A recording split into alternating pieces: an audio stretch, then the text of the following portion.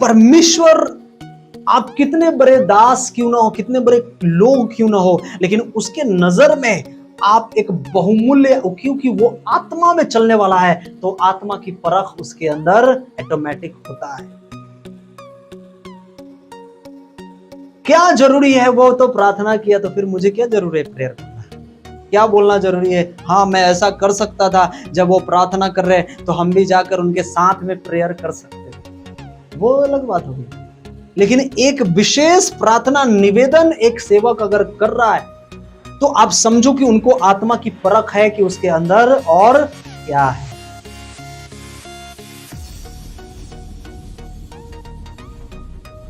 जब हम मीटिंग में जाते थे, हम सामने बैठते, चटाई मोड़ना, टेबल लगाना, ये करना वो करना, हमें बोलते थे इधर बैठे, हमें सीखना है, हमें और समझना है, हमें और बढ़ना है, मैं और आत्मिक क्षेत्र में मुझे बढ़ना है, और आत्मिकता में हमें बढ़ना, और डाउन होना है मुझे। ऐसा नहीं, मुझे बहुत कुछ, इतने बड़े बड़े परमेश्वर ने मिराकल किया, इतना बड़ा बड़ा आपने गवाहियां सुना होगा, लेकिन अपने आप को मैं नम्र ही करके रखता हूं, क्योंकि पता है ये आत्मा उसकी ओर से है। जिस दिन ले लिया हम खाली डब्बे हो जाएंगे। समझ रहे हैं? कोई पूछने वाला नहीं होगा।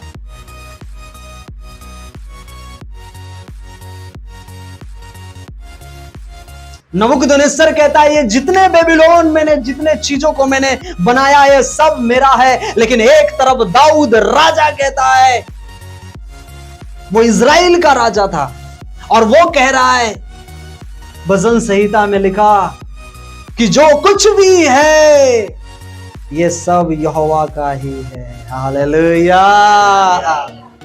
ये जो कुछ भी उसने दिया है, ये सब यहोवा का है, और उसका धन्यवाद करते रहना। हालेलुया। एक तरफ राजा नबूकदनेस्सर और एक तरफ राजा दाऊद, ये दोनों में अंतर है। वो इज़राइल का राजा, लेकिन वो कह रहा है जो कुछ भी है ये यहोवा परमेश्वर का दिया हुआ है, और ये उसका भाग दिया हुआ है। एक तरफ राजा नबूकदनेस्सर कहता है ये मेरा बनाया हुआ, वो मेरा दिया हुआ है। परमेश्वर ने ऐसा उसके समय में एक दिन ऐसा किया कि वो 7 दिन तक क्या करता रहा? घास चरता रहा, घास चरता रहा। उसके जीवन में ऐसा घमंड आया, लेकिन जब उसने टूटकर फिर प्रार्थना किया, अपने मन को फिराया, अपने विचारों को जब चेंज किया, और जब परमेश्वर के पास आकर कहा, हे दानियल के परमेश्वर, तू मेरा भी परमेश्वर है। हालेलुया। उस दिन से फिर उसका जीवन एक आशीषों से भरा हुआ जीवन हो गया यीशु के नाम में। हालेलुया। इसलिए राजा दाऊद की तरह बनना। आमीन। आपको चमकाएगा परमेश्वर। हालेलुया।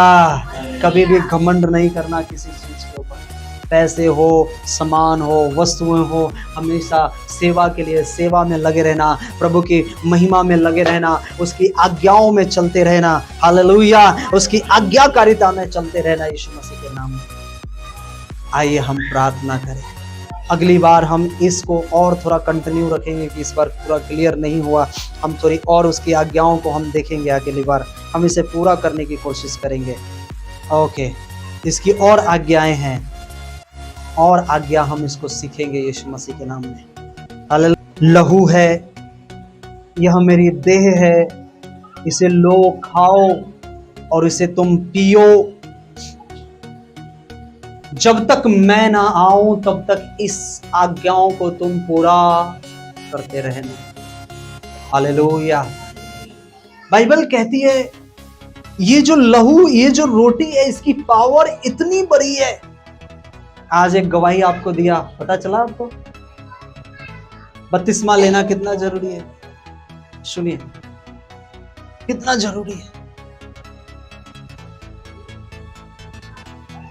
बाइबल कहती है कि जब 11 अध्याय जब आप कुरिन्थियों की पत्री पढ़ते, तो कहता है कि जो कमजोर है उसके अंदर वो बल डालता है, जो बीमार है उसे वो चंगा करता है। हालेलुया।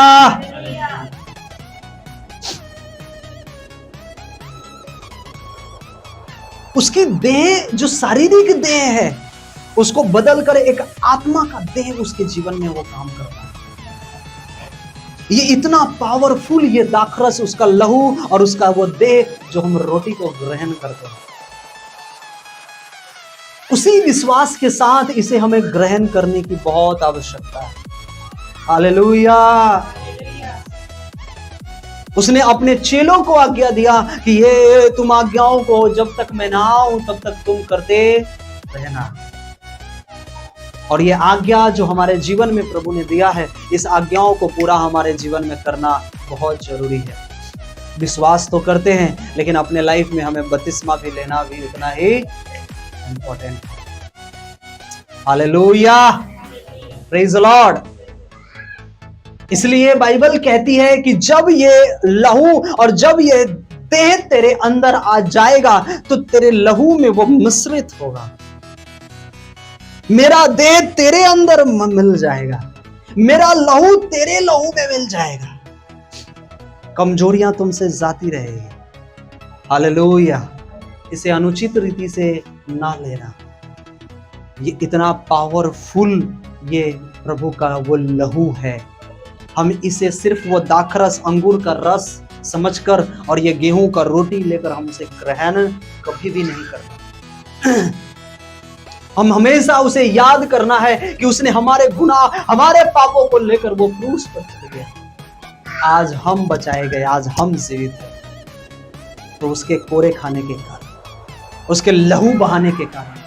अगर आज मेरा शरीर सुरक्षित है तो उसके कोरे खाने के कारण, जो उसने शरीर पर कोरा खाया आपने, आज हम सुरक्षित हैं। हालेलुया।